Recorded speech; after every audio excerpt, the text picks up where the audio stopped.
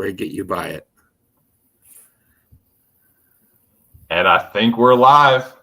I think so.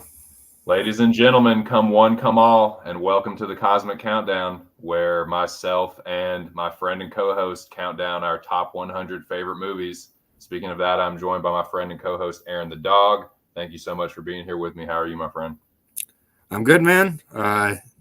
Day before Thanksgiving here, so we're back on Wednesday, and we'll figure out next week as we go. But yeah, I'm happy to be here. We're into the second quarter of the countdown here, 70 through 66. Yeah, and I'd say this is probably my most lowbrow week coming up here so far in the 5 rankings. So I would anticipate you've seen a few of these movies, maybe even all of them. Nice. So, yeah. I don't know. I don't think any of these will be on your list. Maybe Dude, one. the stupider the better with me, bro. It's all good. Yeah. But how you doing, man? Dude, I'm doing really good.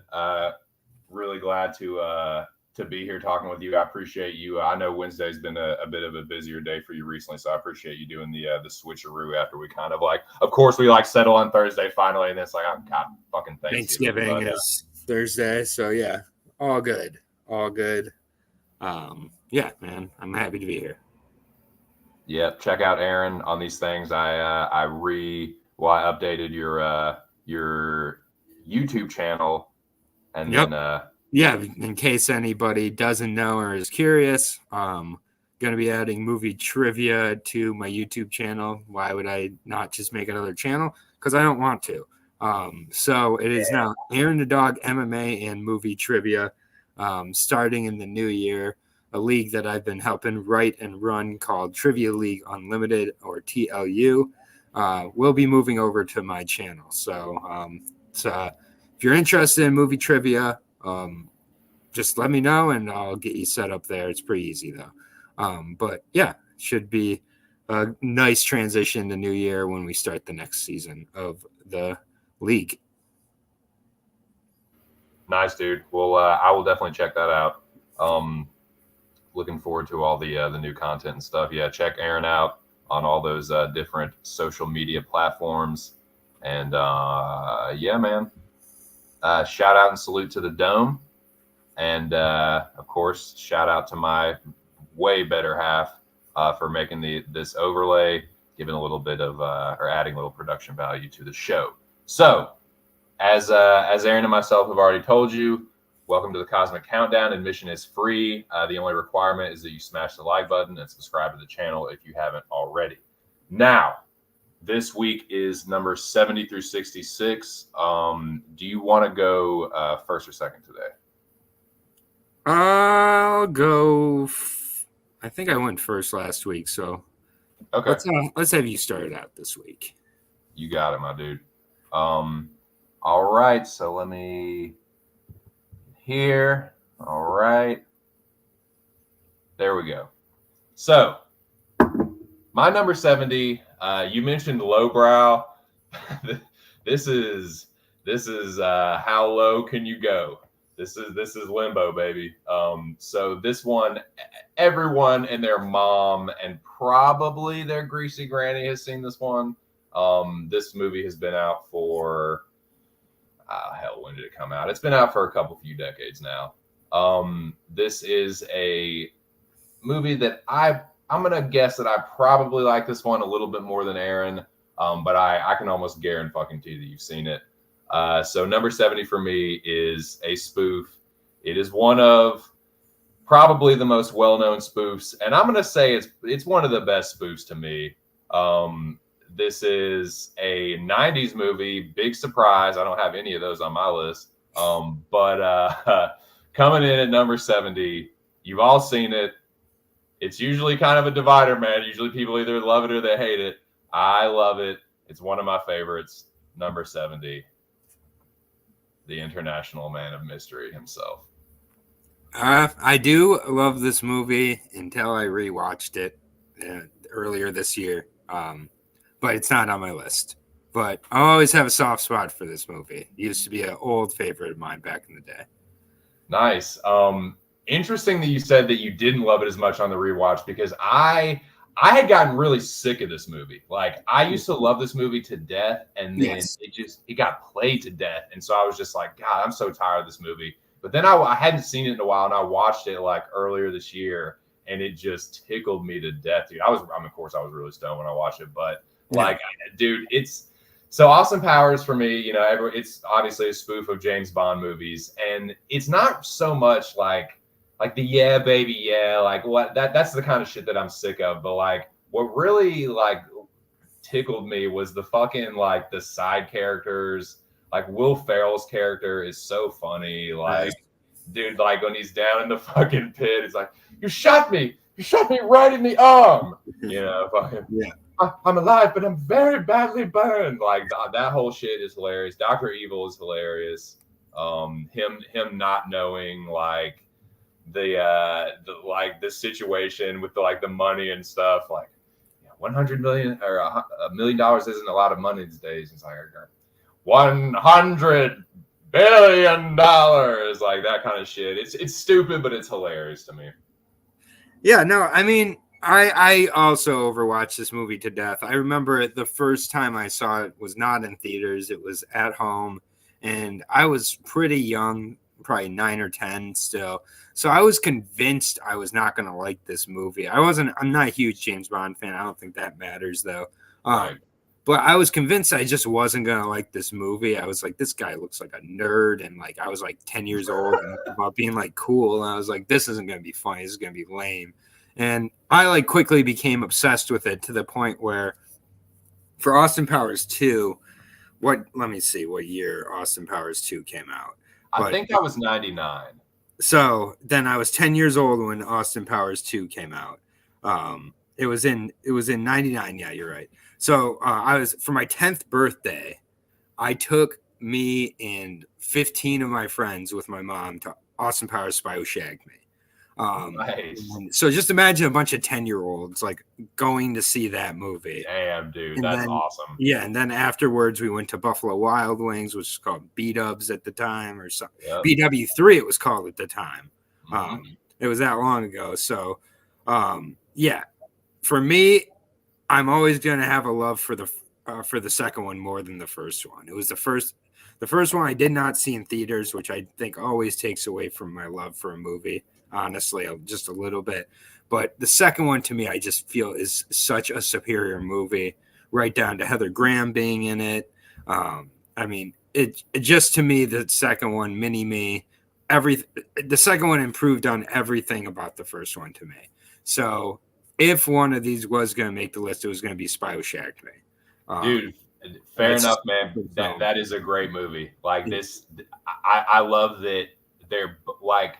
So that used to be the one that I loved the most. The Spy Who Shagged Me. Like, there's so much the stupid shit in both of them just makes me like just double over. His dancing where he's just like flailing his arms and legs at the same time in front of Heather Graham, like Fat Bastard. Dude, yeah, Fat Bastard is absurd. Like it's funny as shit, man. And I do the whole like. I love the Fat Bastard and Dr. Evil rivalry when he's like trying to make a deal with them for Mini-Me. And right. Yeah. No, I mean, but yeah, when I revisited Austin Powers earlier this year, I'm not going to lie, man, it really had lost a lot of its humor for me. And I showed it to my wife, who's 6 years younger than me. So, kind of from a different almost generation in a way. Right. And yeah, she really just sat there and I mean, she maybe laughed twice in this movie. Like, so yeah, dude, I can see that because it's definitely like more of like an 80s, 90s feel to it. Yeah. And like, she just was like, I could see younger people feeling about Austin Powers kind of how I feel about like some of the like way older spoofs. Like, I don't know, man. I'm not a big Naked Gun guy. I just like I like them okay, but that's kind of and like Airplane's great though.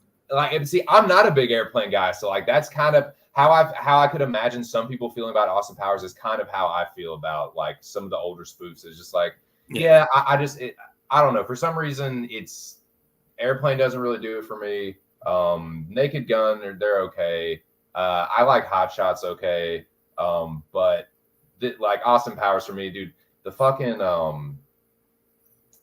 dude, the casino sequences for me are some of the best. Where he's playing fucking blackjack. He's like doing the look back and forth. Like I also like to live dangerous. Like 17 beats your 5. Like, allow myself to introduce myself. Yeah. It's good. Yeah, it's definitely good. It's just one I think I overplayed, and then because I did revisit it earlier this year, it did kind of confirm it wasn't going to be in contention. I didn't rewatch Spy Who Shagged Me, but Spy Who Shagged Me did not make my list either. But yeah, no, this is still, I totally get it. The steamroller scene is my favorite scene in the movie, personally. Heather Graham brought Big Show brought him out of them deer woods. There you go. Well, what's up, buddy? How are you? Heather Graham in that one piece from Spy Who Shagged Me was a seminal moment in my development as a man. She's nice. Yeah, very nice. Well, that's 70 for me. All right. Well, I will stick in the 90s for my 70. And I don't believe, let me just check my list so far. I don't believe that this actor has made an appearance yet. And no, he hasn't. This is his first appearance on my list. So this is one of my personal favorite. Actually, no, he made an appearance last week with Uncut Gems. So this is Adam Sandler's second appearance on the list now. And it is, I mentioned in one of the early weeks, I'm a hopeless romantic at heart. And to me, I don't think you get much better of a rom-com ever made by anybody than you do with The Wedding Singer, with Adam Sandler and Drew Barrymore. Perfect 80s homage of a movie, from the music to the style, the clothes to the hair, just everything about it. This movie's great to me. It led to one of my favorite songs ever in a movie, and Grow Old With You, which actually I got to dance to with my wife at our wedding. And I could tell there weren't a lot of other The Wedding Singer fans at the wedding, because no one else was really into the song, but I didn't care. And yeah, this movie is just great. It's about a guy in Robbie Hart who used to be in a band. He becomes a wedding singer, and he's finally ready to marry his longtime girlfriend. And at the wedding, Linda is her name. Linda, you're a bitch. And Linda leaves him at the altar, and he just has a perfect Adam Sandler freak out. And then take that shirt off. You're gonna jinx the band. They're gonna break up. Yeah. And there's just so many great lines in this. I really do. I love the guy who plays Glenn as well. He is a perfect asshole in this movie. He's oh my God, he's such a good scumbag. Glenn Galuli. Or Glenn Gulia. So Julia is going to become Julia Gulia. Julia Gulia! Fucking ridiculous. And it's just it's just a great all around movie. He ends up falling in love with Julia, who was a waitress at the wedding venue he was at, and then she's getting ready to marry this terrible guy, and she should be marrying Robbie. And then they practice, at one point, practice the wedding kiss, and that's when the sparks really fly between them. Christine Taylor, who played Marcia in the new Brady Bunch, is in dude, that part is so funny.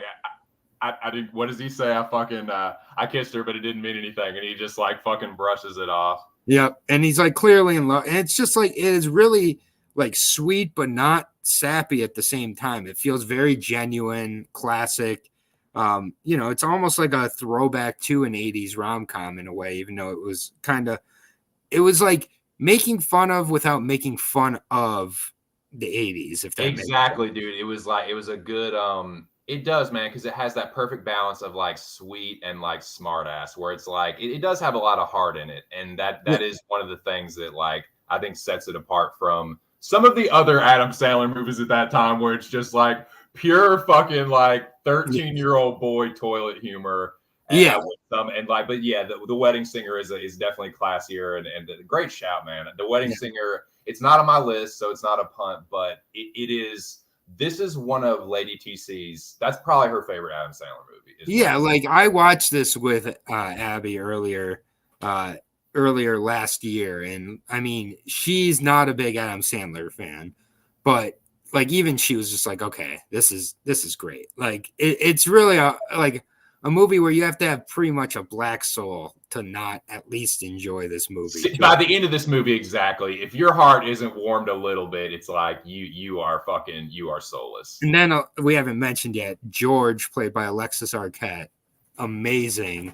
At one point, Robbie's like taking a break because he's all distraught, and George just knows, "Do you really want to hurt me?" Oh my god, yeah, playing that song over and over again.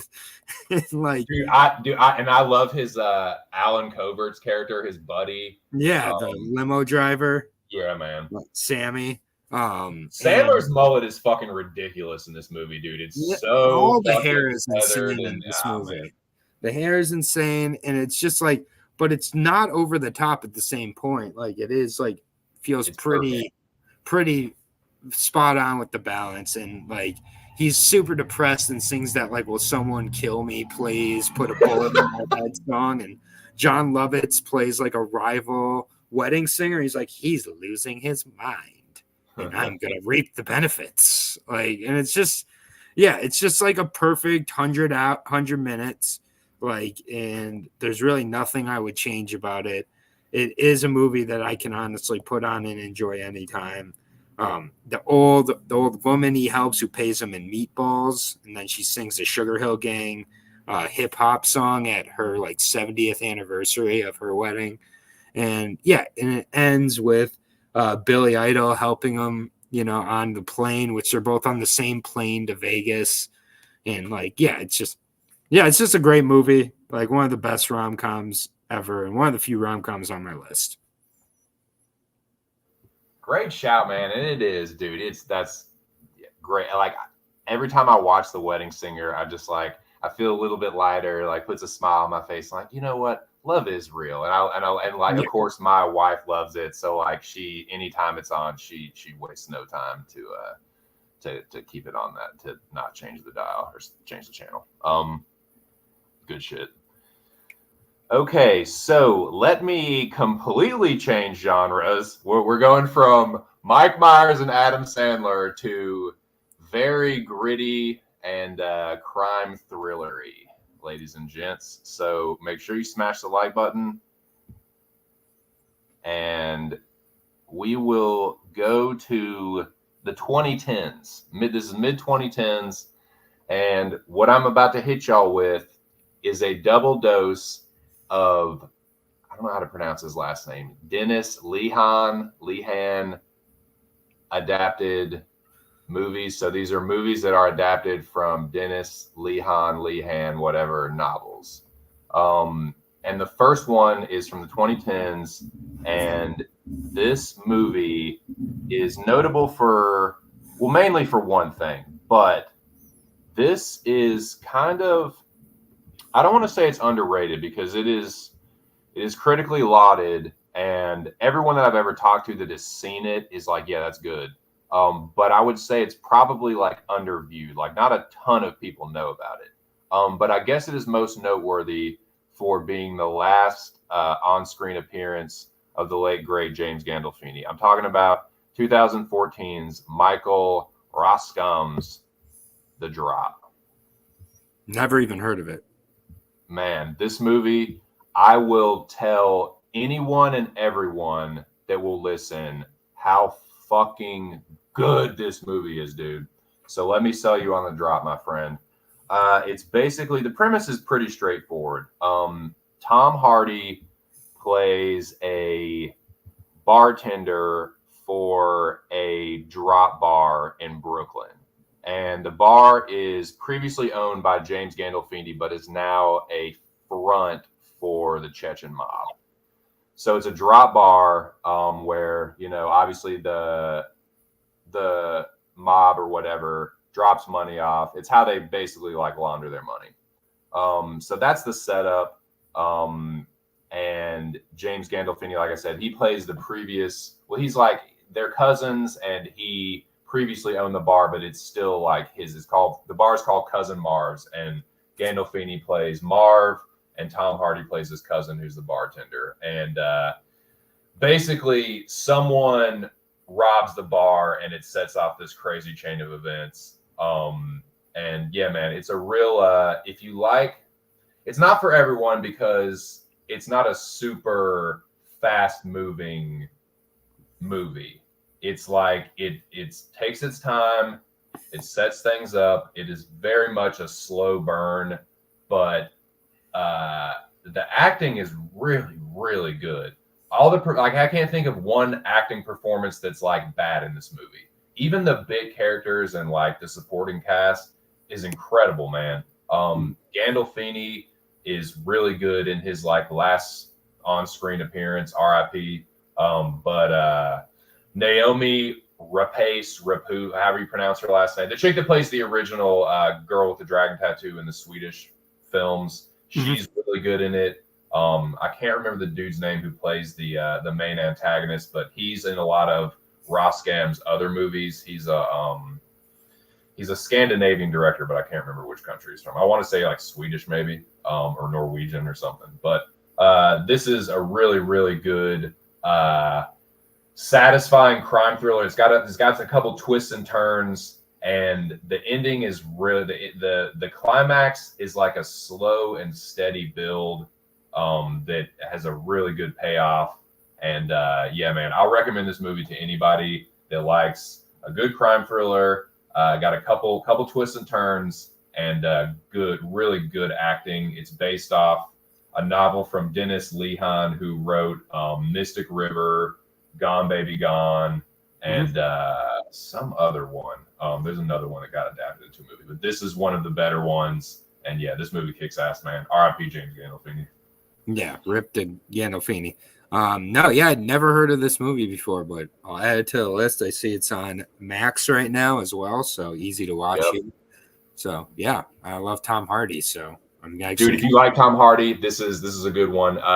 His Brooklyn accent isn't bad. I'm not going to totally shit on it. Like it's an English dude trying to do a Brooklyn accent, so like it's not terrible, but it might not be the best accent. But I would say that for the most part, he does a pretty good job. But it's really what stands out to me in this movie is the acting, and also the slow build tension, and some of the twists and turns. But yeah, all the performances are really solid, and yeah, it's pretty much like, you know, it's got really good reviews, and everyone I've talked to that's seen it likes it. So yeah, I'd recommend it to anyone.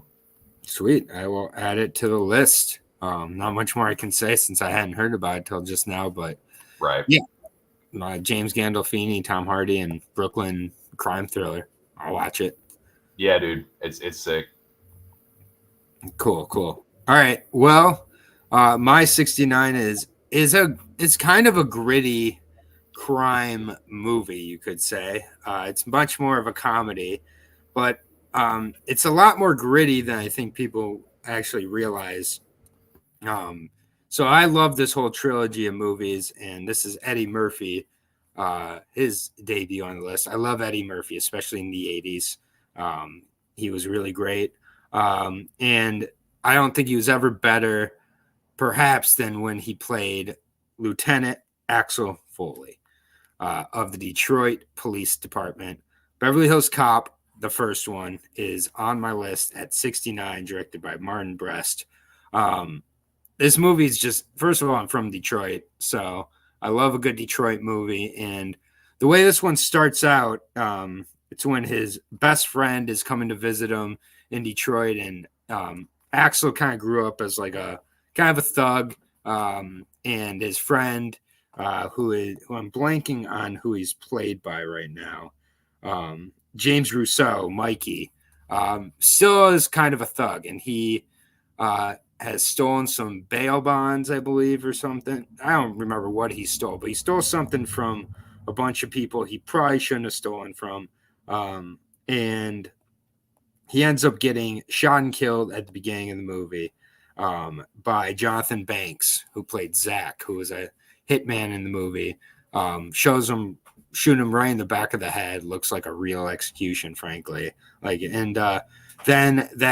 Then Eddie Murphy, Axel Foley, is like, I want to take my vacation and I'm going to Beverly Hills because that's where he had been out. And he starts to investigate the murder, even after kind of his captain is like, don't investigate this murder and everything. He's like, all right. And he ends up going out to Beverly Hills. And there's just like really great kind of commentary on just like prejudice and racism as well without being preachy. Because it's like a movie made in the 80s before they had to preach that kind of thing. But like he starts to investigate this like art dealer, Victor Maitland, who is like a great villain. And like then he's like he gets kind of nervous. He gets him thrown out. The security guards throw him right out of the window, literally out of the front window through it. And the cops end up arresting him, not knowing he's a cop or anything like that. They just assume he's some thug. Which again is just making the suggestion without saying it.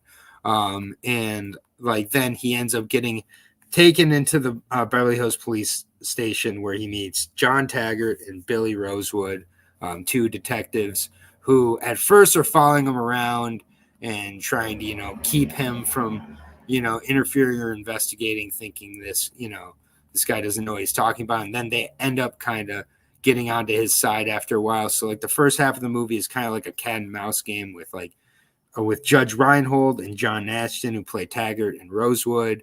And there's like a classic scene where Damon Wayans is working as a gay dude at a fruit stand, and he ends up giving him a few bananas, and he puts the bananas in the tailpipe of Rosewood and Taggart's car, and ends up like having their car fucking spin out, which is just like whatever, like just funny, like really funny, but also really great action in this movie as well. And I honestly like all three of these movies. I know they're making a fourth right now. We'll see how that goes. They've been trying to make a fourth for over a decade now. But I'll watch however many of these there are. It ends with a great shootout at Victor Maitland's like compound as well, just like a classic, like almost commando style shootout in a way. And just like there's so many, I mean, I think there's more fucks in this movie than just about any movie on my list as well. Like constantly throughout the movie, it's just like, just like Axel Foley being like, get the fuck out of here. And then there's this guy Serge who works at a art dealership because this kind of surrounds around. Dude, I was gonna ask, is this the one where Bronson Pinchot plays the flamboyant Serge? Your name's Serge? He's like, it's Salge. And then it's like he's like, this is an $8,000 painting. Get the fuck out of here. No, I cannot. Like it's just very stupid. Paul Reiser also is in this movie in a great supporting role where he's like trying to cover for Axel back at his place, and he like just it really is a great movie. One of the better 80s comedy action. 80s had some great comedy action movies, honestly. It was just kind of the era for that. And I think this is one of the best ones here. Ronnie Cox is in this movie. I mean, all the supporting characters are really, really great in this movie. And yeah, it's an honestly like good mystery as well to go with it of what's really going on. And Axel is a great police detective. So he gets to the bottom of it by the end. But yeah, all three of these movies, I know a lot of people don't love the third one, which takes place in Wonder World, but I think the third one's a lot of fun. The second one is like a straight action movie. Yeah, the second one's awesome too. But it's still really funny. And this first one, I think, is the perfect kind of blend of the two. But I love this whole trilogy. I watch it quite often. My favorite one growing up was the third one, actually, which is like not the right answer. Nice, dude. But like it is what it is. I really enjoy all these movies a lot. I think they're a lot of fun, and yeah, Axel Foley, one of my favorite characters of all time in any movie. Dun, dun, dun, dun, dun, dun, dun, dun. Yeah. Like, dude, the theme for this movie is one of the most like recognizable and just badass like 80s movies. And then the music, the rest of the music, like The Heat Is On, is a perfect song. Yeah, his laugh, like it's just dude. One of the most iconic laughs of all time. The like the smile and the what is it, the like A-OK thing. Mm-hmm. Yeah, it's just great. He's pissing off a bunch of authority as well. When he's in the back of the police car in Beverly Hills, he's like, "This is the nicest police car I've ever been in," and like it's just like, yeah, and it's really a great movie. Victor Maitland is a tremendously underrated villain as well. He's just like a dead-eyed, like psychopath, and like yeah, he just. Like, you know, he's evil from the second you hear him talk. He's almost like Hannibal Lecter, like presence in it. And yeah, just I think this movie's gotten underrated. It's kind of gotten lost in the fold of like great 80s movies. I feel like Lethal Weapons and a few other ones are brought up way more than this one. And this one should be. I completely agree. Dude, it's funny. I was talking to my brother. My brother likes movies a lot too, and he I know this would be super high on his list. I was telling him about this show that we've been doing, and he's like, dude, you've been kind of making me want to make a list of my own. And I let him know. I was like, dude, I'm just telling you right now, it's gonna be brutal. It's like it's satisfying to compile the list and shit and to rewatch all the movies, but you have to make some heartbreaking cuts. But I know that Beverly Hills Cop would be very, very high on his list.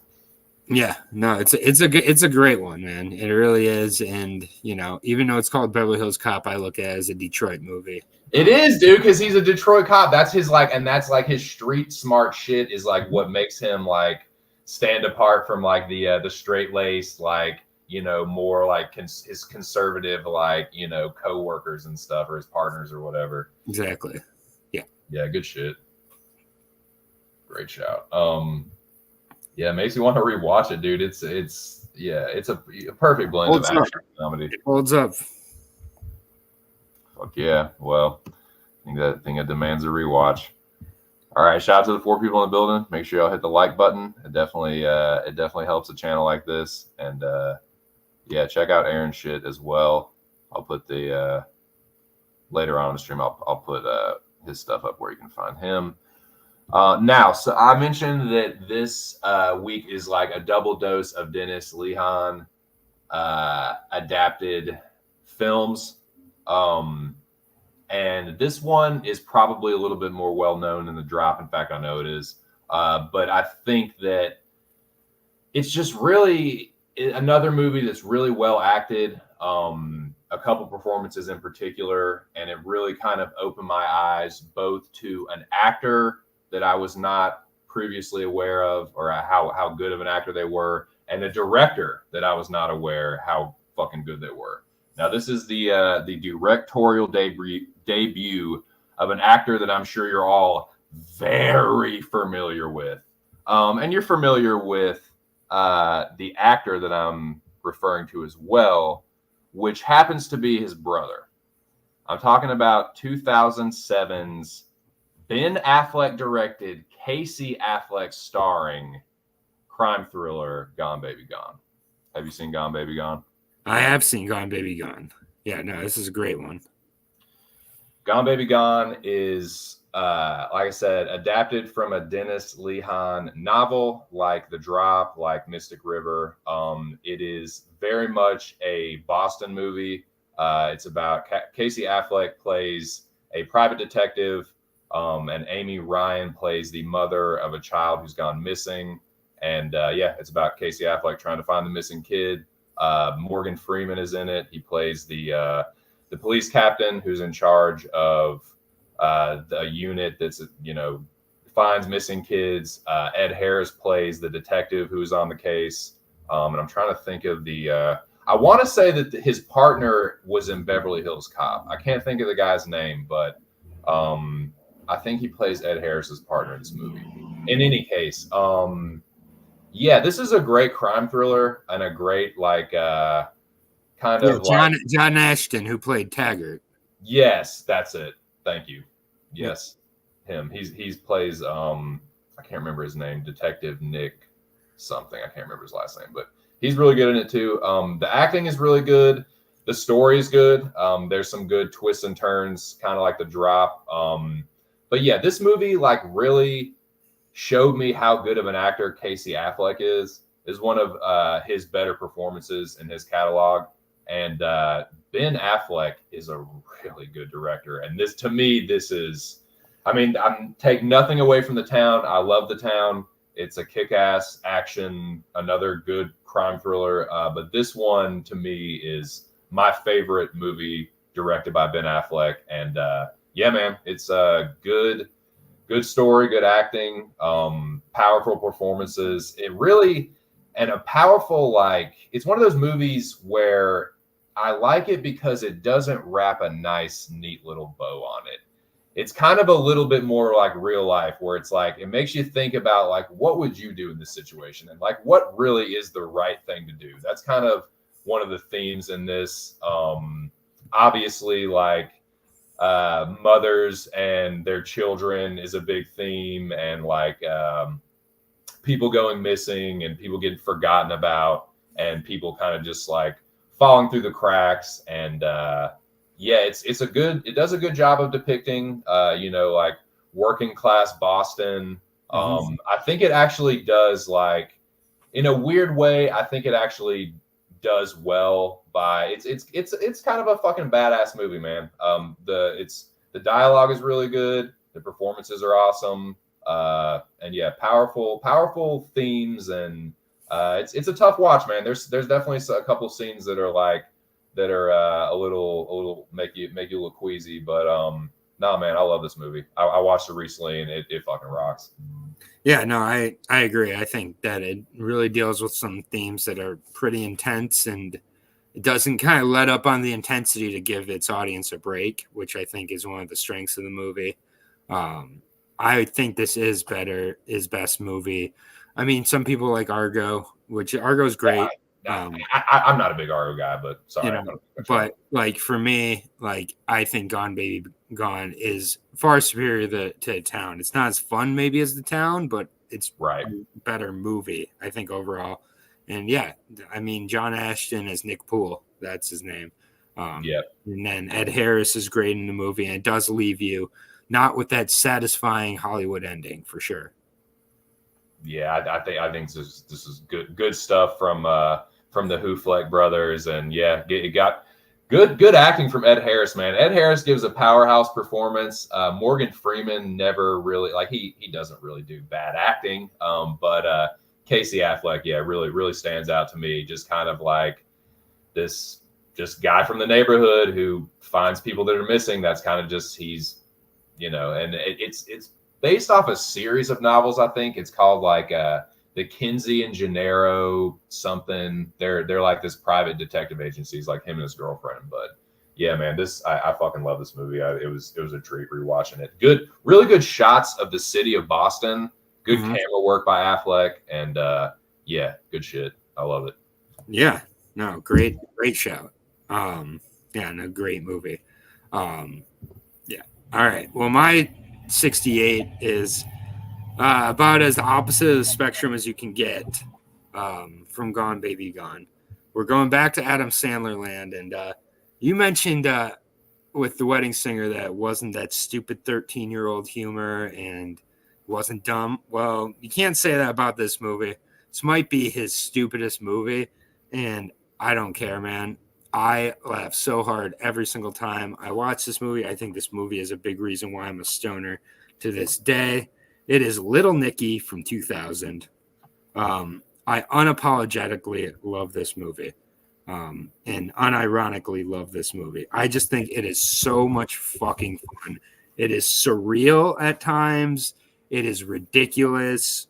It's about the son of the devil, played by a speech impediment Lil Nicky, played by speech impediment Adam Sandler, because he got hit in the face by his brother with a shovel.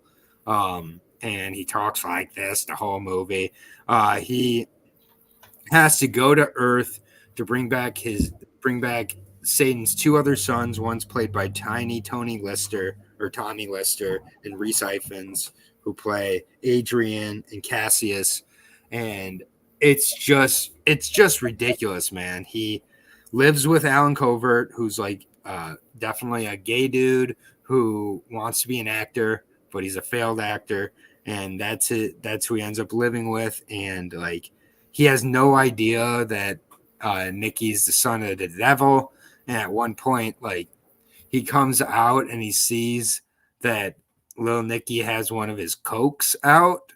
And basically there's a time at the beginning of the movie where where Beefy, who's a talking bulldog played by Robert Smigel, is trying to get Nicky to unleash his evil. So Nicky's not really evil, even though he's the devil's son. He's just a sweet kid, honestly. And he ends up like putting all his like evilness into this can of Coke, and it shows it like moving around. And then Alan Covert comes out. He grabs the Coke. He's like, "That's my Coke."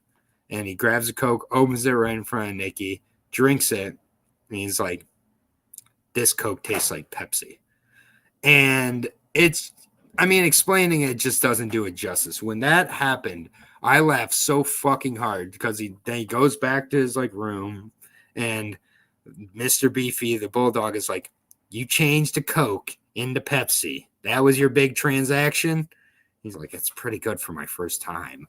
Like, and I was just like cracking up, man. I was the perfect age. I was like 11, 12 years old. And that's just kind of the level of humor throughout this movie. Quentin Tarantino plays a preacher, a blind preacher who like, he's like, you make the Lord very nervous. And like, he ends up running like off of into traffic, trying to get away from Lil Nicky.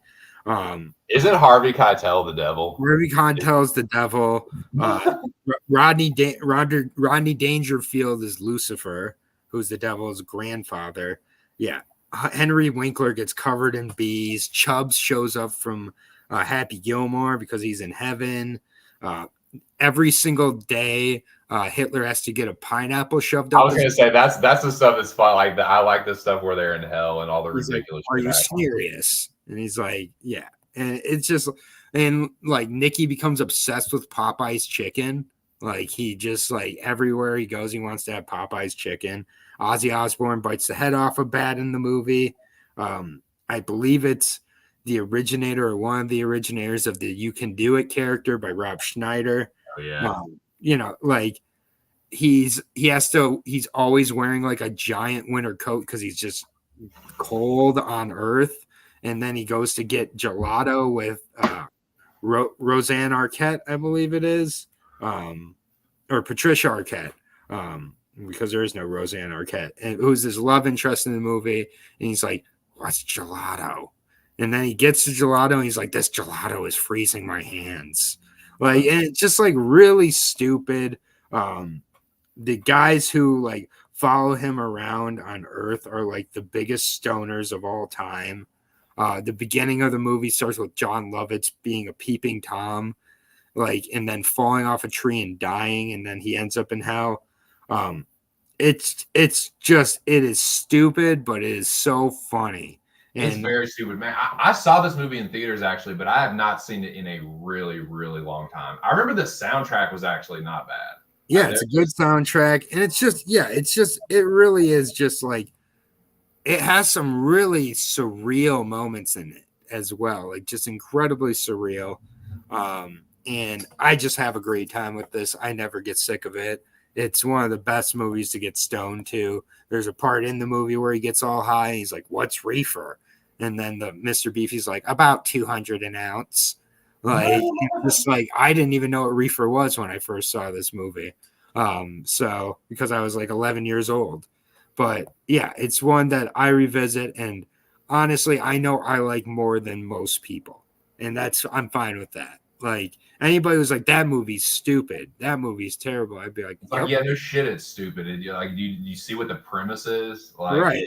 and so, Like the Harlem Globetrotters scene where he's facing off against Dana Carvey, who is playing his brother, and he's just like, yeah, it is just ridiculous. At one point he's like sleeping and dreaming, and he's like having like devil's chants come out of him. He's sleeping in the zoo, and like he's just like, I will eat your soul. Right, like a dog like chasing the mailman in his dream, just like subconscious, like, oh, this is and like everybody's just like looking on. There's like, oh, yeah, it has a great soundtrack as well. And I do think this was the point where, I get it. There's a lot of bad, stupid Adam Sandler. I think this was just before that scale got fully tipped. And I think it unfairly gets thrown in with this shitty, stupid shit. Yeah, Little Nicky, it's better than most people realize. Little Nicky is not my favorite Sandler, but it is better than like 75% of his. Yeah, it's a lot better than people give it credit for. And that sounds stupid. I think a lot of people would think that's stupid, but I think it's one that if people were willing to give it a chance now, it would do better than when it came out, because it really is a lot of meme humor. Like it just is. Like it's ridiculous. Like it's a crazy. Traps him on a flask. So I need to watch this movie. I need to watch this movie because I haven't seen it since I remember watching. I was 15 or 16, and I remember I just got my driver's license, and I went and watched it in the theaters with a buddy of mine. It was like Little Nicky. I was like, neither of us were just like, okay, we'll just Adam Sandler movie can't be that bad, and we're like, what the fuck is this? And then it was. Yep. It ended up being better than I thought it was going to be. That's what I remember about it. But I haven't seen it but I wasn't really smoking weed at that time, so I got it holds up. It holds up tremendously. Jonathan Witherspoon plays like a thief on the street, and he starts to give like Little Nicky crazy eyes. He's like, I just want my flask back. And he's just like going around yelling at people, getting the flask, and they're just like, what? And he like does this he did it at like a Popeyes where he's like, get in the flask. And the Popeyes guy's like, what are you talking about, man? And he's like, I'm talking about a 2-piece combo. Let's go. Like, and just really stupid. He loves Popeyes chicken. Great supporting performances as well. Like a ton of talent in this movie. Not sure how he got all this talent, but it was the height of Adam Sandler. And I think this was the tipping point before we got to like the shitty Mr. Deeds of the world and all of his Netflix shit and everything else. This was like, I feel like we were at the plateau here where it was so stupid it was funny, and it worked for me. It still works every time I revisit it. Nice, dude. I like it. I like that that's what this is about, man. This is like our favorite movies, man. Not like the ones that like, dude, when I was making my list, like it was crazy because it's like all these movies that are like so highly respected comedies, action movies. I was just like, nah, it's like, it's not one of my, it's a great movie. It's considered one of the best, blah, blah, blah, but it's just not for me. Like it doesn't do it for me. So I mean, dude, like, and I have like Your Highness and shit. Like I have, dude, I got stupid ass movies on my list. I have fucking Airborne on my list. So right. Dude, I love that shout. And I need to rewatch it, man. I gotta watch it. No, it's people need to revisit this movie. It is maybe one of the most slept on movies on my list, in my opinion. Nice. Yeah, I'm gonna give it a rewatch for sure. Yeah, it's like right on like it's on Tubi also, so it's on for free it's like it really is on like the comedic level of like a This Is the End, a Step Brothers, for me. Like, Freddy Got Fingered, Hot Rod, those types of movies, Anchorman even. Like I feel like it's right on that list with those movies. Yeah, it's a very, very silly, ridiculous movie. Yeah. Doesn't hide that either. So that's my 68. Nice, man. I like it. So let me see where I think I'm at 67. Yep. Yes. All right. Let me go ahead and put that up, and let me go ahead and add. This is what I keep forgetting to do, is add to the ticker. Fuck. Wrong one, of course. Shout out to the 4 people in the building. Yep. Shout out Hope to y'all- 4. Yep. I hope y'all are enjoying the movie talk. Let's see. Not even halfway through. I know, dude. We're a third of the way through, basically, at our next movies. That's right. So that was 68. Yep. And it was Little Little Nicky, we are forever your slaves. Yeah, I gotta watch that shit again, man. Through the eyes of a stoner. Okay. All right. So number 67 for me. We're gonna keep it silly. We're gonna keep it very silly and ridiculous. We're gonna speed up a little bit through the time. Well, not speed up, but like we're gonna go forward in time a little bit. To I believe the year is either 2009 or 2010. I can't remember exactly, but this is a pretty well-known comedy. It actually started or popularized a few catchphrases and very silly quotes. It's a very quotable movie. And it's a movie, it's a very much a comfort movie for me. And every time I see it, it just puts a big smile on my face. And I just, when the movie's over, I'm just like, I'm just, yeah, in a better mood always. So yeah, number 67 for me is the very ridiculous, and also the star of this movie. I've mentioned this before. I'm kind of just a sucker for movies that this dude is in, and he doesn't miss very often. But this is probably one of the better ones. Number 67 for me is I'm going to say 2009. 2010. 2010, Buddy. This is one of the better buddy comedies, I'll say. 2010, number 67 for me. I love you, man. Love you, bro, Namath. Good one. Yeah, no, this is a great movie. Yeah, I love, of course, I'm a sucker for Paul Rudd. I like Jason Segel. He's good in this. But the side characters are so fucking funny. Like, some of the, and character is the key word. Like, where do I start? How about this guy? How about Tevin Downey? You know who took this picture? M. Night Shyamalan, the director of The Village. Yep. I feel like I know you from somewhere. Yeah, you do. You pissed on my face, friend.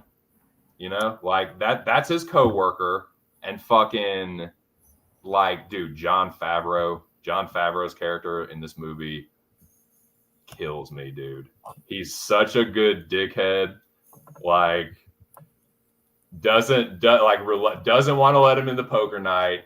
Just like doing the wife a favor, not showing him any kind of love, dude. Go to 7 Deuce suited, fucking rainbow rack flop, dude. Like, Favreau cracks me up. Fucking Rob Hubel cracks me up. Every side character, Thomas Lennon is great in this.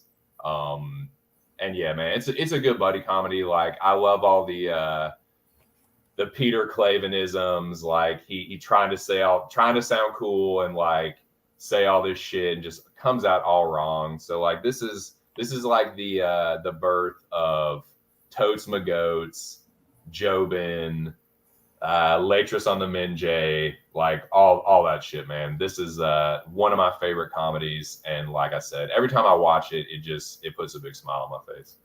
Absolutely.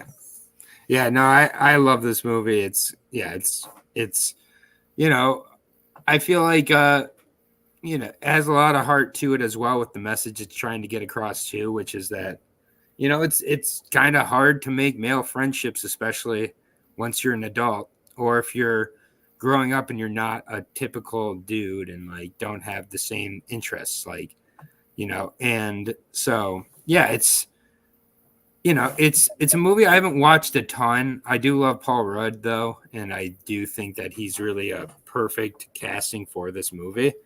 Um, but it's not one I've watched a ton. So like, and I think that Jason Segel, like, unfortunately at this point, he's kind of played the same characters so much that it's lost a little bit of its impact for me.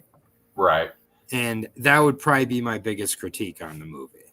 And it's funny too because this is where that started. Well, Exactly. maybe not because he had played other characters that were similar to this, but this is like the quintessential Jason Segel, like charming slacker, stoner. But what's a couple things that I really like about this one? They're like stood out to me a lot on this last watch were like the montages, dude. Like they do a really good job of like playing a song and then showing the like different shit that's going on. Like the one with Let the Good Times Roll, where it's like Peter going out on the date with Thomas Lennon and like gawking over the waitress and then it's like that's like interspersed with this shit right here with Favreau, like trying to make buddies at poker night and like, all right, I'm count of three. Beatles, stay. I don't give a fuck. All right, Pyrite, you know. Yeah. The Queens. Yep. Yeah, it's probably one of the gayest straight movies of all time, too. It is like you know, Thomas Lennon thinks he's gay and like he's like, you know, all right, let's do it next week. Kisses him, gives him like looks him dead in the face, gives him the extra peck, and Rudd's just stunned. Dude, I love this movie, man. It's yeah, but you said it, like good good bromance movie. Probably one of the best bromance movies, and very like relatable. The fucking dude, the fencing too, man. Gil, the fucking sorry, I lost my shit out there, bro. I did not see that in Cortada coming. That's all right. You came in with a pretty sweet glazed eye of yourself. It's like Nick Kroll's in it, Aziz Ansari's in it. It like very small parts, but it's J.K. Simmons is in it. Yep. Yeah, Slap at the Bass.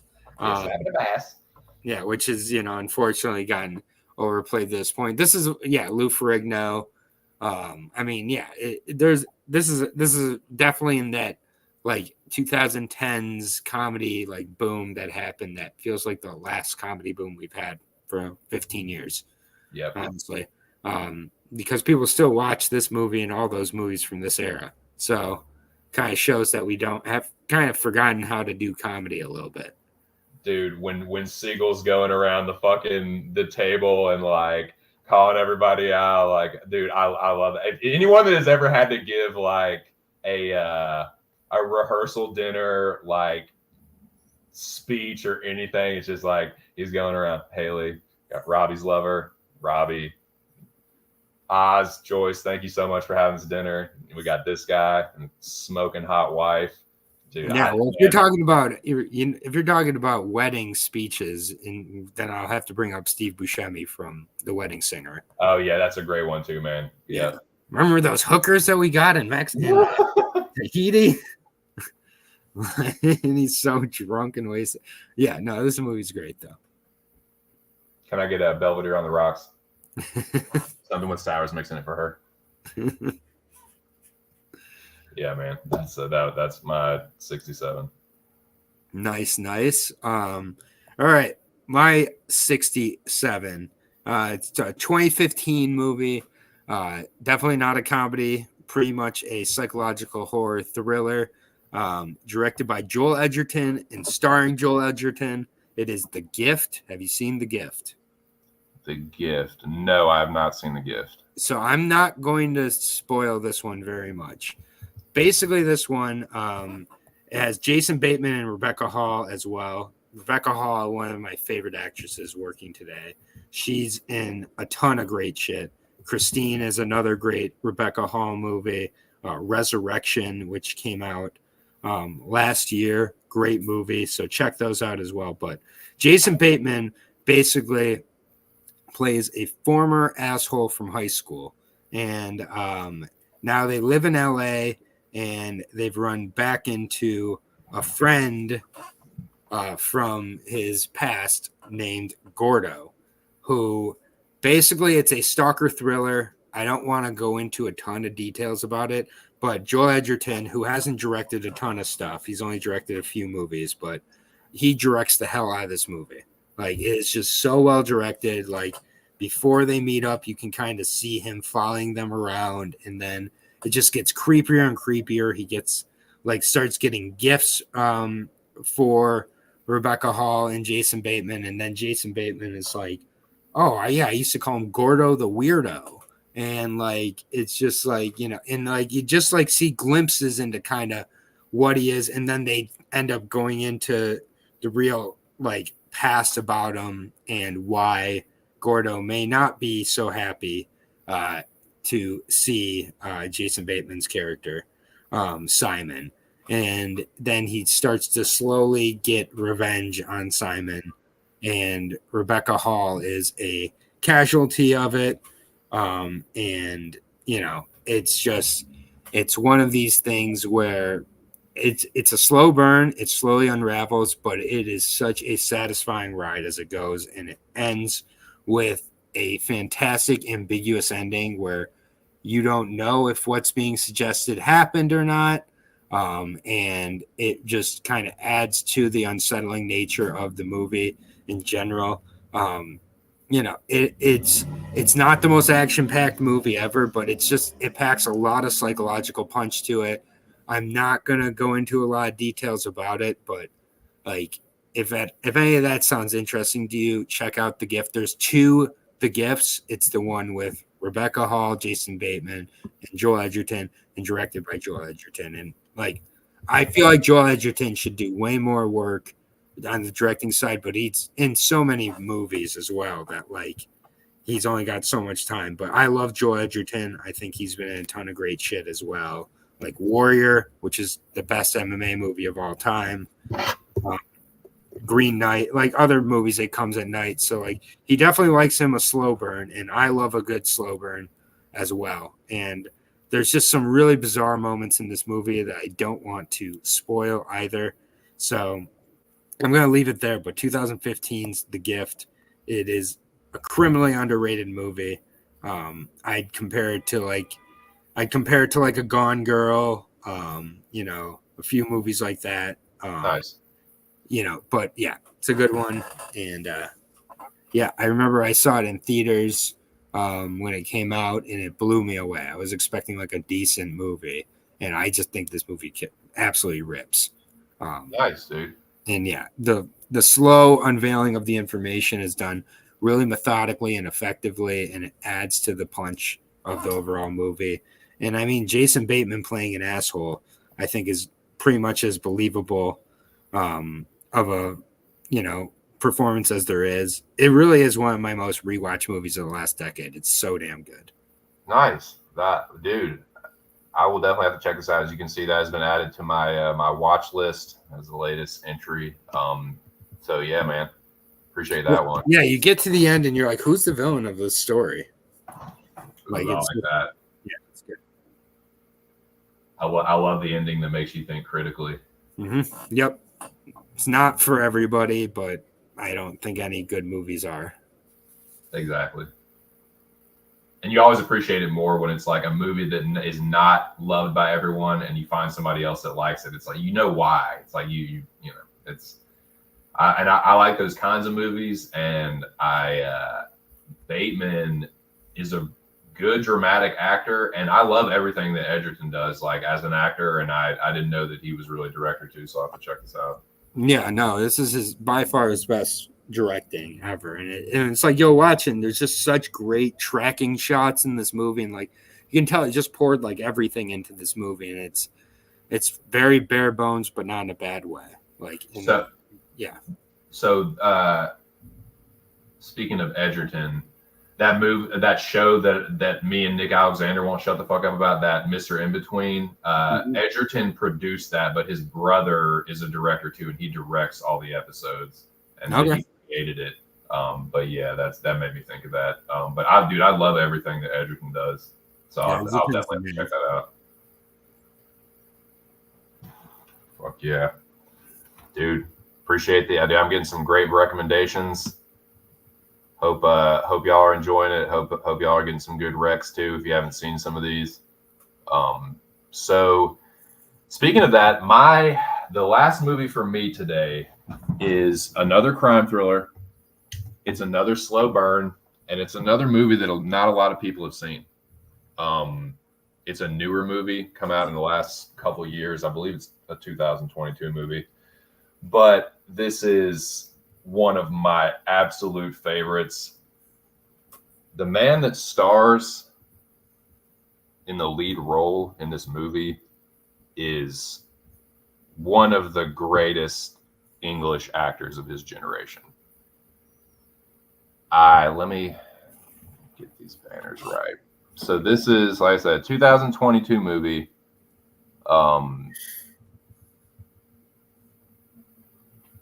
Sorry, get this right. I'll definitely check out the GIF. Okay. So, crime thriller, slow burn. The acting in this movie is incredible. The plot and the dialogue and the twists and turns and just the whole production is very well crafted. Definitely highbrow. It's a classy, sophisticated, yet at its heart, very gritty crime thriller. And without further ado, I will give you my number 66. It is a slow burn, but it is oh so satisfying. It is the Mark Rylance starring The Outfit. Yeah, this is a great movie. I love this movie. I cannot get enough of it. Every time I think about it, I want to rewatch it. I love Mark Rylance. He is such a fucking good actor, and I cannot get enough of his performance as Leonard Burling. Not the tailor, the cutter, as he will tell you. Yep.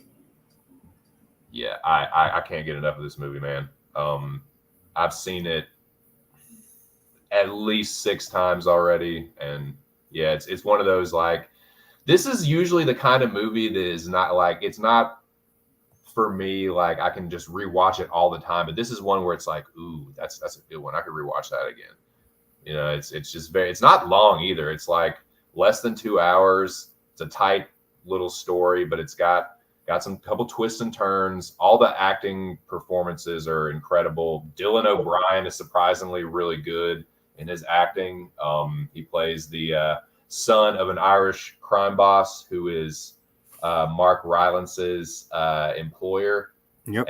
And yeah, so it's a good, like, the story is basically Rylance plays a cutter, or basically he makes suits, and it's set in Chicago, but he basically makes suits for this Irish mob boss.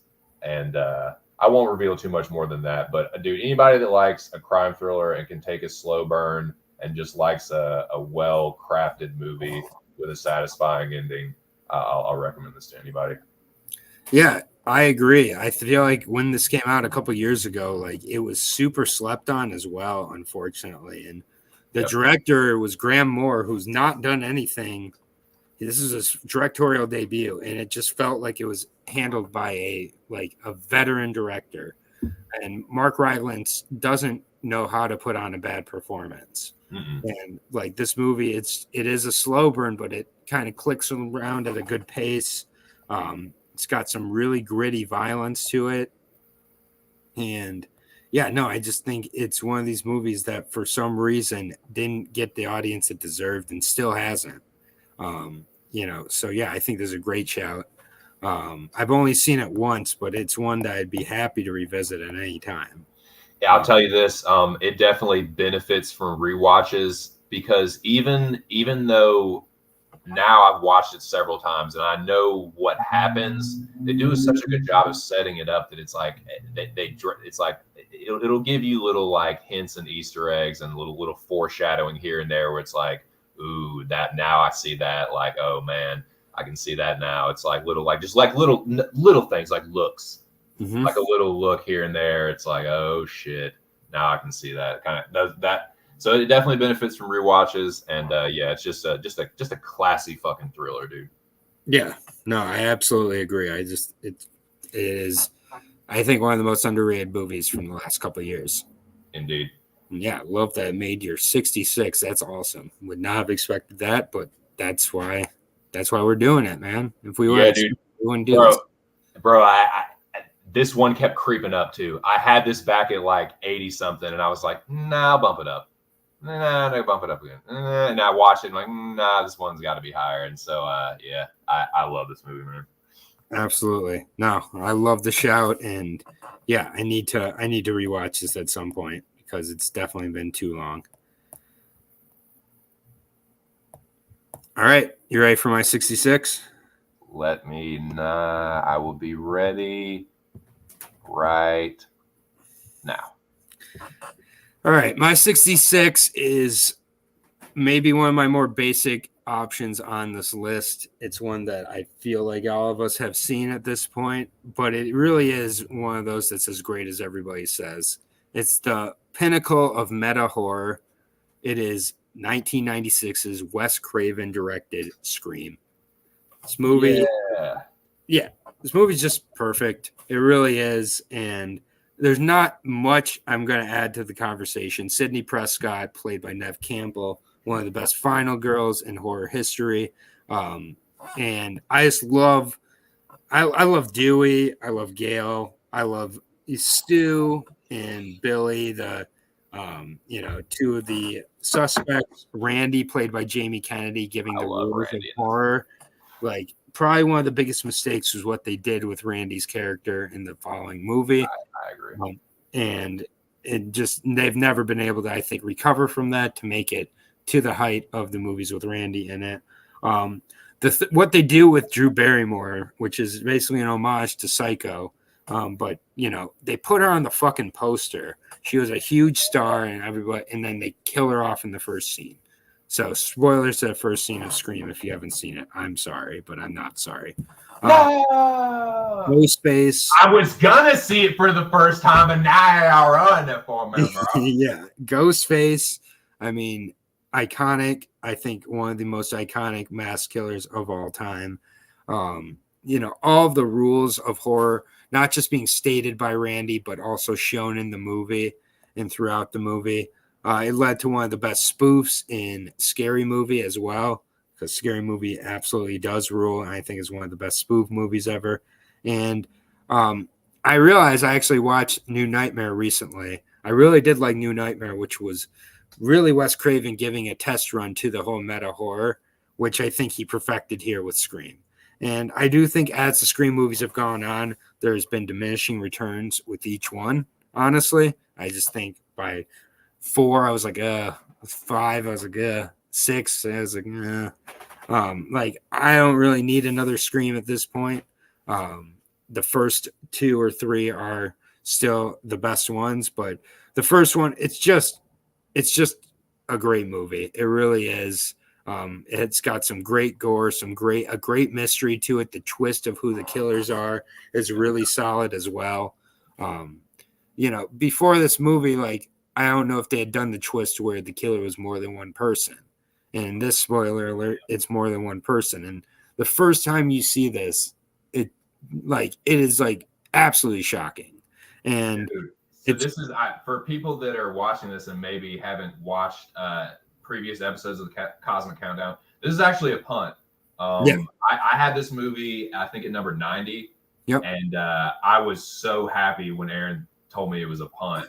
Yep. So we're fielding this punt now, and dude, I couldn't agree more. I fucking love Scream, dude. That opening scene it still hits, dude. Mm-hmm. It's like such a good tension builder. The shot of the killer running through the house will never not be like it. Like, dude, this is stalker, shocker, like invasion, like home invasion horror, dude. Yeah, to the umpteenth degree, and this is why I think I like this franchise, because it's not some like supernatural killer or something, like a vampire or some shit like that. It's like it could be anybody, and I think the mystery aspect, it's got some whodunit. I think that kind of sets it apart too, because you're like this crazy shit's happening, all these like gnarly murders, and they don't know who the fuck it is. Yeah, this is definitely an example of like this being everybody's favorite horror movie and everybody being right. Like Right. it really is a great rewatch anytime you rewatch it as well. Totally. And yeah, Matthew Lillard, just one of my favorite performances in a horror movie ever too. He's so great as this obnoxious asshole.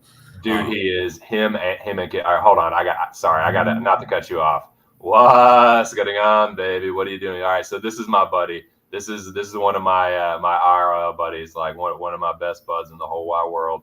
Right on. Shout this dude out, man. We were texting earlier, and I told him we were live, and I'm really glad it came through. What are you doing, big boy? What are you doing, baby? Yeah, you caught us right on the tail end, Bubba. But yeah, so shout out to my dude, and dude, Scream. I'm so glad this was a punt. The killer reveal in this is one of the best, and like that scene in particular where you find out not only who the killer is, but how many killers there are, and like the motivation. That one really hit different for me this time. Like when and then how they try to cover, and then how to try to cover it up. Dude, yeah, like the killer's motivation, and like that, having seen them multiple times, I was like, holy shit, that hits pretty hard. And dude, yeah, Matthew Lillard's character is crazy. Jamie Kennedy's like him like fucking with Stu is so good, man. Because that would take it takes a real mind to do that. Yeah. The writing of Kevin Williamson as well. Like, honestly, like meta horror should not be attempted after this movie because it's never going to be better. And like the details that you can pick up even on multiple rewatches are really incredible as well. The commentary on different horror films, and I feel like because it's mentioned so much, people forget how great this movie is. Like they really do. Like, and yeah. Dude, it is. And I must have watched it not too long ago. I feel like it was during Halloween season because I was like, oh man, this is perfect time to watch Scream. And I hadn't seen it in a while. And I love that it's got this quality to it now where it's like, oh man, it's got this great nostalgic quality to it. The 90s high school style, the insults and all the shit talking, and like, oh man, it's great. It's definitely has aged well. And you're right, like everybody loves this movie, but it's for a good reason, man. Like, yeah, sometimes everybody's right. Yeah, man, the whole climax at the party, the house party, and it sets. This is a good franchise because it's a killer that you can keep recycling like who is the killer this time. So that, like, you know, some of the Screams are definitely better than others. I do like the sequel. I watched the sequel recently with the missus, and it was still. I really like the third one more than most people. The third one, I haven't. It's been the longest since I've seen that one, and I still need to watch the newest. But no, Scream 5 too. So I've seen Scream 1, the first one, second one, third one. It's been a while. We watched the fourth one not too long ago, like a month or so ago, and I need to see the last two. Yeah, another great scene is the garage scene with Rose McGowan, where she gets her head stuck in the doggy door. Like, oh yeah, dude.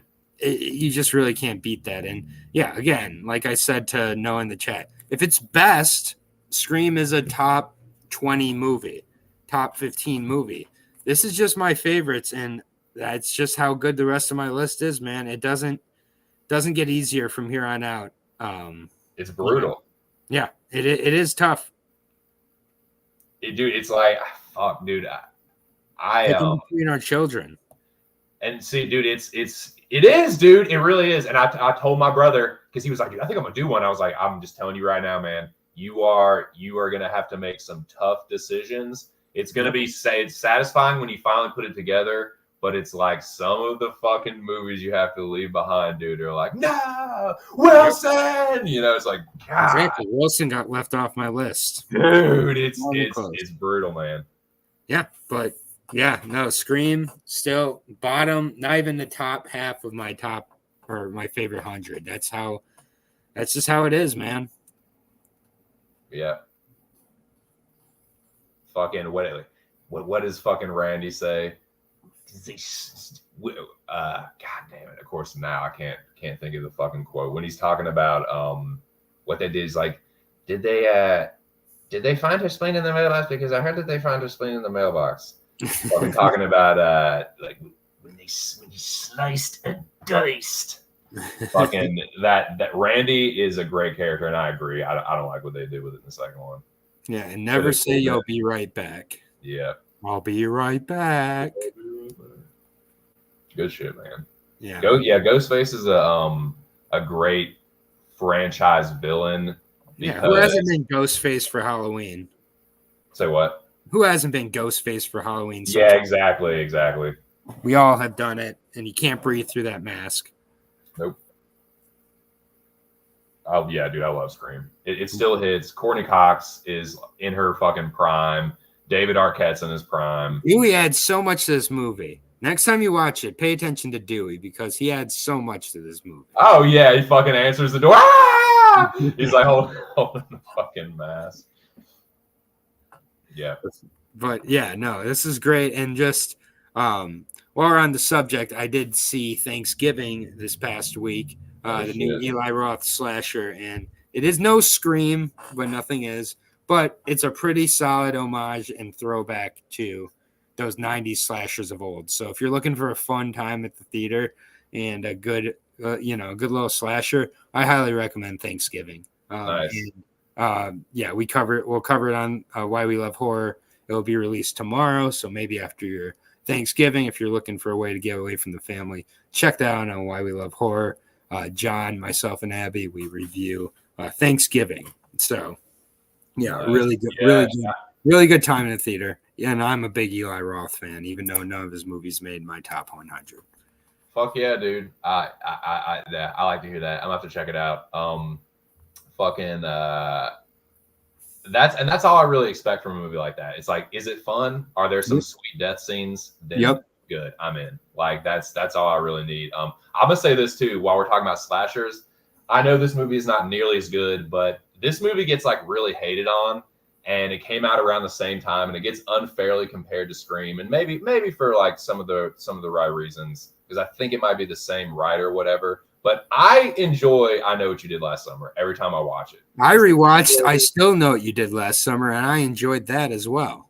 I Still Know What I Did Last Summer is criminally overhated. I do. They're both good. A young, hot Jennifer Love Hewitt and Sarah Michelle Gellar smoke show. And Kevin Williamson wrote I Know What You Did Last Summer before Scream. It just got released after. Nice. And like smart ass Ryan Phillippe. Ooh, I Know What You Did Last Summer. It's like, what a crock of shit. Like, dude, I like that movie. And another good 90s slasher, while we're on the subject, is Urban Legend. Does not get brought up at all, but really a good one as well. Yeah, Jared Leto, Tara Reid. Really good one as well. And those, all were inspired after Scream. So I get that taking away from it to an extent, but those they stand on their own. Yeah, just young hot actresses and some crazy like death scenes and a ridiculous plot. Like, I'm in, man. And a whodunit killer. Yep. Good shit. Yeah, man. Well, that is the list for today. Are there? Well, you mentioned Thanksgiving. Anything else you've seen recently that's worth mentioning or worth telling the people about? Not particularly that I can think of at the moment. I am getting ready to see Napoleon, so I am very excited about that with Joaquin Phoenix. Anything with Joaquin Phoenix, I'm down for. Ridley Scott. We only have so many Ridley Scott movies left because he's however old. And Yeah, so those are two that I'm looking forward to that I'm seeing soon. And again, I think I brought this up already, but when Divinity becomes available, black and white, like sci-fi horror fucking fucked up masterpiece, check that shit out. Divinity was wild as hell. And Nice. yeah, it's gonna be slept on, but it will be a cult hit eventually. So Divinity fucking rules. Check it out whenever you can. And thank you for having me. Well, thank you for being here, buddy. I've been having a blast doing this countdown, and we're not even halfway through, boys. Nope, we're a third. Just a third of the way through. So yeah, check out Divinity. I gotta make sure that's on my list. Oh, the baby.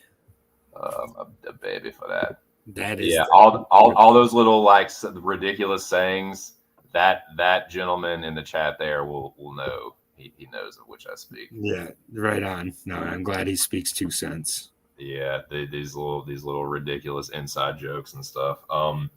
They don't know about Sebastian. Wait, no, Divinity's on there. It is. I have it on the list. Yeah, Divinity rules. I brought it. I think I brought it up a couple of weeks ago when I saw it. I'm sure. Mm-hmm. Yeah, that's about right. Yeah, the Holdovers also with Paul Giamatti was a great watch as well. Those are the newer movies I've seen in theaters. And then I'm getting ready to see Napoleon and Saltburn this week. And then next week, finally, Dream Scenario, the newest Nicolas Cage film, comes out in theaters. And if you want to know one thing about me, I'm a huge Nicolas Cage stan. I love Nicolas Cage. I've seen every single one of his movies. So nice, dude. Over 9 movies. Bro, I have a Nicolas Cage movie extremely high on my list. Like, I can imagine what it is. Super serial high on my list. It's high on my list too. I'm trying to think. Yeah, I have two. I have two Nicolas Cage movies that are like super serial high on my list. Yep, me too. That's awesome, man. Yeah, Nick Cage. Yeah, there's very few Nick Cage movies I hate, and he's been in some shitty movies, and I still don't hate him. Even some of the bad ones are like, he makes them so much better because they're so ridiculous. Like even the bad ones, he's like, okay, I know this one's going to be shitty, and I'm just going to give a ridiculous, over the top performance and just like get my check, and you're going to watch it because you love me because I'm Nick Cage. Yep, he's right. But I love that he's like become this like. This parody of himself, but he kind of knows it and he just kind of leans into it. And especially that last one he did, the impossible weight of the unbearable weight, yeah, that one. The unbearable weight of massive talent. That's it. No, but he's still like, with all that considered, he still will like. He's come out with 4, maybe 5 movies this year, and a lot of them actually are like surprisingly like subdued performances where he's still great. So yeah, no, you can't beat Nicolas Cage. He's one of my favorite actors of all time. I love it. I'm trying to think if there's anything that I can recommend that I haven't already. I started The Creator. I'm going to finish that, and we'll reserve judgment until I finish it. It's solid. It's nothing amazing, but it's solid. Right on.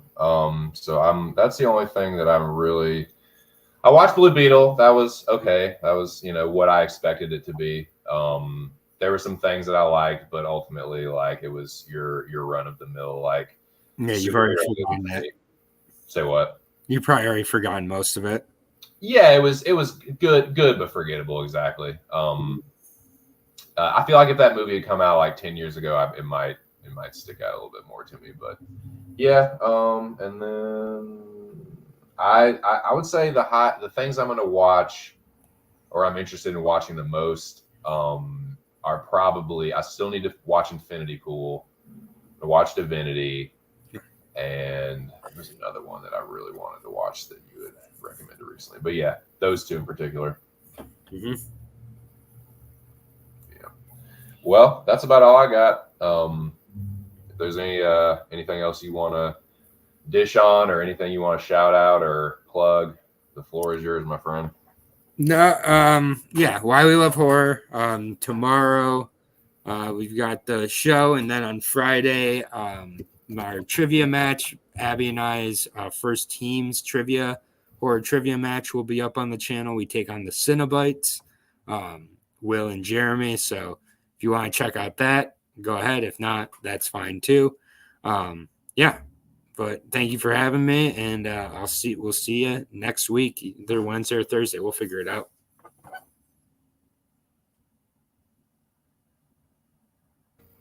Yes, indeed. Y'all heard the man. Check him out on Why We Love Horror. Shout out to Calamity John and everything he's doing over there. Best of luck, used poos. Do it. What's the name? Do y'all have did you already say the name of your team? Do y'all have Yeah, one? the name of our team, it's actually a really good Australian horror movie that we paid homage to. It's called The Loved Ones. So if you haven't seen The Loved Ones, check out that movie as well. That movie's fucked up. But yeah, that's the name of our team, is The Loved Ones. Nice, dude. Super fucked up. Best of luck, Loved Ones, against the Cinnabites, which I'm sure is a fucking Hellraiser reference. Yep. Well, that's awesome, dude. Thank you for being here. This was a real good time. I want to make sure I make all these banners, and I fucking forget to put them up because I get all fucking anxious and get ahead of myself. But dude, thanks again. I appreciate you you making time this week. I know Wednesdays have gotten kind of crazy for you, so I appreciate you switching things around. Yeah, man. I hope everybody has a good Thanksgiving. Thanks to everyone that came through. Had an IRL buddy come through, man. That was real. That's nice. That's great for that. So yeah, man, shout out to all you guys. Make sure y'all hit the like button on the way out. Subscribe to the channel if you haven't. And yeah, don't forget, we will be back next week, next Thursday. So join this gentleman and myself next Thursday. If you like movie talk, we will be back probably around, we'll figure out the time. But yeah, next Thursday, boys, tune in for a new episode. Thanks again. Smash the like button. Yeah, for Aaron the dog, this is just my 2 cents. Y'all are the best. Thank you. And we'll catch you on the next one. Peace. Peace.